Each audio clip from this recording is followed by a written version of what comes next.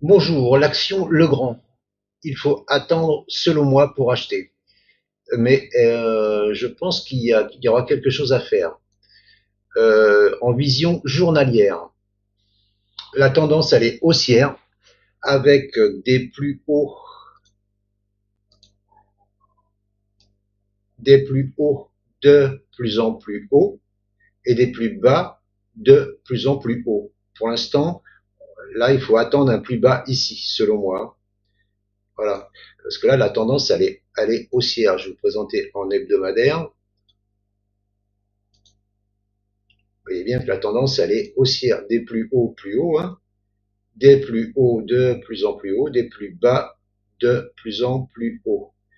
Je repasse en journalier. Je pense qu'il faut attendre un repli ici dans la zone d'or, ici, là, dans la zone d'or, ici entre 50%, 61,8, 78,6. Pourquoi je dis ça? Parce que bon bah là, il y a une divergence baissière, hein. Il y a une divergence baissière RSI, non pardon, MACD. Il y a une divergence baissière MACD. Il y a une divergence baissière RSI aussi, ici. Voilà. Il y a une divergence baissière RSI et le volume est passé au rouge. Donc là, bah, pas d'achat. Hein. De toute façon, pas d'achat tant que la MACD elle est sous sa ligne de signal. Faut pas acheter. Enfin, selon moi, hein. Moi c'est comme ça que je fonctionne. Voilà. Maintenant, pourquoi je vous dis qu'il faut attendre ici pour acheter?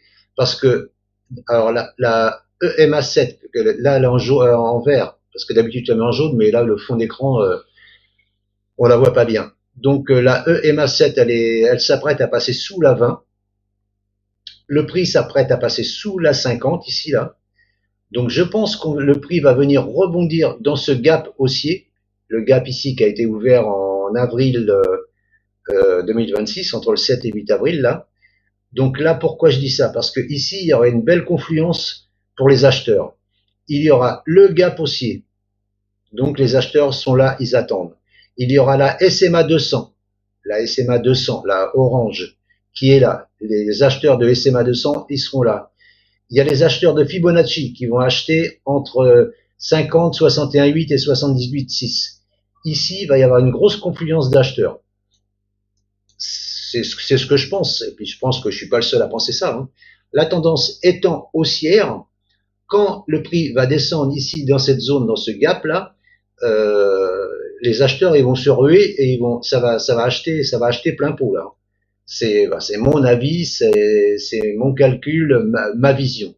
Mais je pense que voilà, c'est là qu'il faut attendre. Maintenant, est-ce qu'il va y descendre ou pas, j'en sais rien. Et est-ce qu'il faut attendre qu'il descende dans le gap ou acheter en haut du gap, je ne sais pas.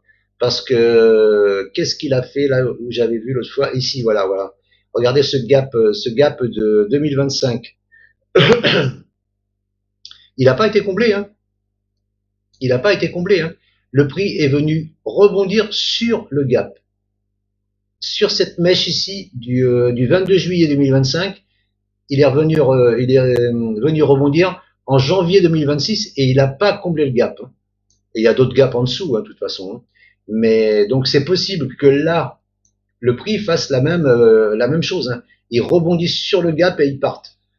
Alors maintenant, à chacun de voir, hein, soit on achète sur le gap, soit sur les 61,8, soit on attend les 78,6, soit on attend une descente sur le bas de ce canal qui n'existe pas parce qu'il y a que 3 points en haut, enfin 2 points en haut et un point en bas. Mais je fais ça pour avoir un repère en bas pour chercher un point bas, quoi. Donc là, je pense que dans cette zone-là, à partir de 142, entre 136 et 142 euros, je pense que là, il faudra commencer à mettre la main à la poche. Par contre, s'il pète ce canal et les 78,6 de Fibo, eh ben, il faudra s'attendre à redescendre ici sur les 127,70.